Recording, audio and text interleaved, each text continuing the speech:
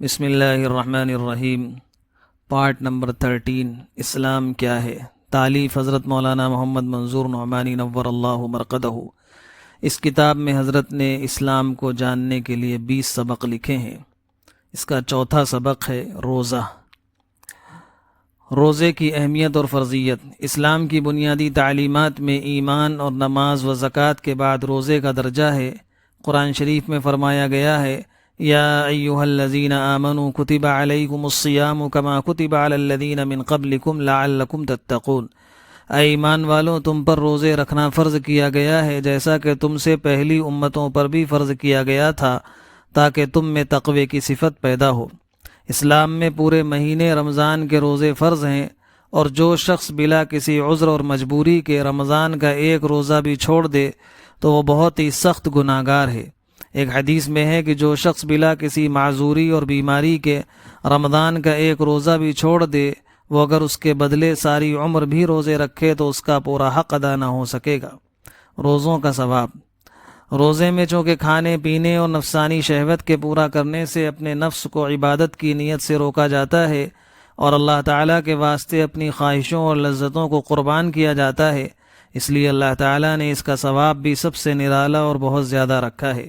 ایک حدیث میں ہے کہ بندوں کے سارے نیک اعمال کی جزا کا ایک قانون مقرر ہے، اور ہر عمل کا ثواب اسی مقررہ حساب سے دیا جائے گا، لیکن روزہ اس عام قانون سے مستثنی ہے۔ اس کے متعلق اللہ تعالیٰ کا ارشاد ہے کہ بندہ روزے میں میرے لیے اپنا کھانا پینا اور اپنے نفس کی شہوت کو قربان کرتا ہے، اس لیے روزے کی جزا بندے کو میں خود براہ راست دوں گا۔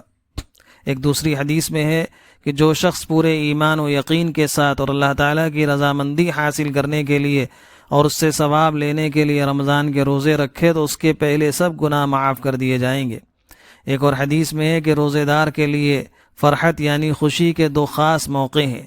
ایک خاص فرحت اور خوشی اس کو افطار کے وقت اس دنیا ہی میں حاصل ہوتی ہے، اور دوسری فرحت آخرت میں اللہ کے سامنے حاضری اور بارگاہ الہی میں باریابی کے وقت حاصل ہوگی۔ ایک اور حدیث میں وارد ہوا ہے کہ روزہ دوزخ کی آگ سے بچانے والی ڈھال ہے اور ایک مضبوط قلعہ ہے جو دوزخ کے عذاب سے روزے دار کو محفوظ رکھے گا۔ ایک اور حدیث میں وارد ہوا ہے کہ روزے دار کے لیے خود روزہ اللہ تعالیٰ سے سفارش کرے گا کہ میری وجہ سے اس بندے نے دن کو کھانا پینا اور خواہش نفس کو پورا کرنا چھوڑا تھا، پس اس کو بخش دیا جائے اور اس کو پورا اجر دیا جائے، تو اللہ تعالیٰ روزے کی یہ سفارش قبول فرما لے گا۔ ایک حدیث میں ہے کہ روزے دار کی منہ کی بدبو جو بعض اوقات معدہ خالی ہونے کی وجہ سے پیدا ہو جاتی ہے، اللہ کے نزدیک مشک کی خوشبو سے اچھی ہے۔ ان حدیثوں میں روزے کی جو فضیلتیں بیان ہوئی ہیں، ان کے علاوہ اس کی ایک بڑی خصوصیت یہ ہے کہ وہ انسانوں کو دوسرے حیوانوں سے ممتاز کرتا ہے کہ جب جی چاہا کھا لیا، جب جی میں آیا پی لیا، اور جب نفسانی خواہش ہوئی اپنے جوڑے سے لذت حاصل کر لی۔